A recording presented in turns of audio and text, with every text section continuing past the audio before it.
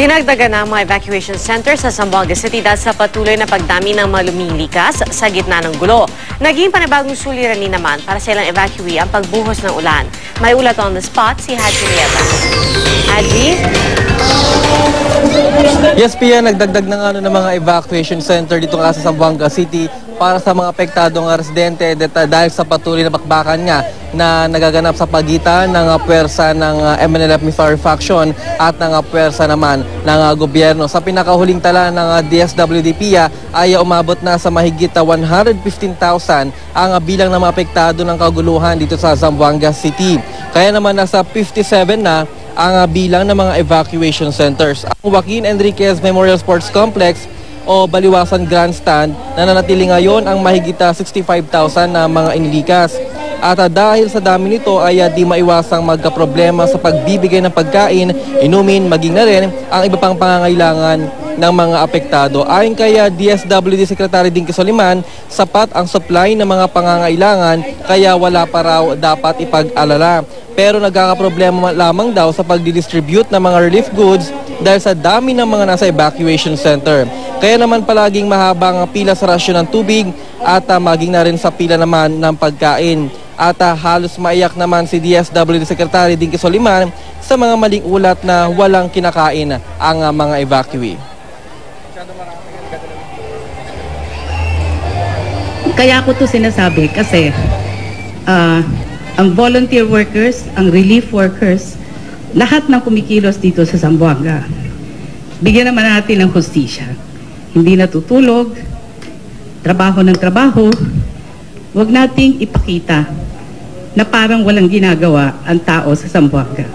Kasi kumikilos lahat.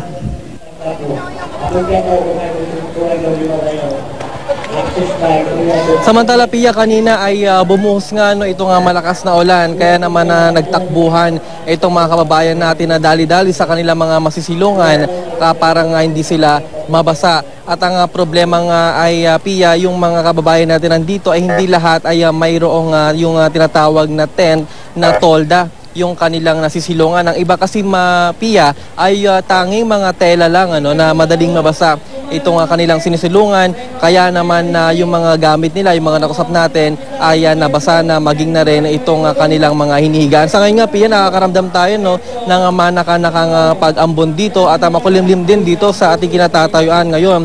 At naman nga ay wag nang bumos pa ang malakas na ulan. Pia, kung makikita mo sa aking likuran, ito yung welfare inquiry desk. Dito ngayon dinadala yung ilang pamilya kung saan hindi pa nabibigyan ng tent at magpapatayo na nga ngayon, Pia, ng isang malaking tent naman kung saan maraming pamilya ang maaring magkasya dito. Pia? Haji, linawin ko lang yung proseso ng pag-distribute o pamimigay ng relief goods dyan. May schedule ba yan kada oras at nakarehistro lahat ng mga evacuees na nariyan, Haji? Pia, yung distribution ay breakfast, lunch at saka dinner. So doon yung schedule ng pagbibigay at yung with regards naman sa registration, lahat naman ay naka-register itong mga pamilya na nandito ngayon sa mga iba't evacuation center. Ang problema lang talaga dito, Pia, ay sa sobrang dami nila ay yung iba ay hindi na umaabot doon sa exact na for example sa kung breakfast ay yung pila ay napakahaba, inaabot na sila ng tanghalian. Kaya naman nag-ask na ng tulong sa iba't ibang mga volunteers at maging na rin itong mga lokal na opisyal ng mga barangay nang sa ganoon ay tumulong na sa pagdidistribute. Pia? Alright. At so, Haji, para dun sa mga pribadong individual at pribadong kumpanya o grupo na gustong tumulong, kanino sila dapat makipag-ugnayan? Diretso na ba sa DSWD na nariyan?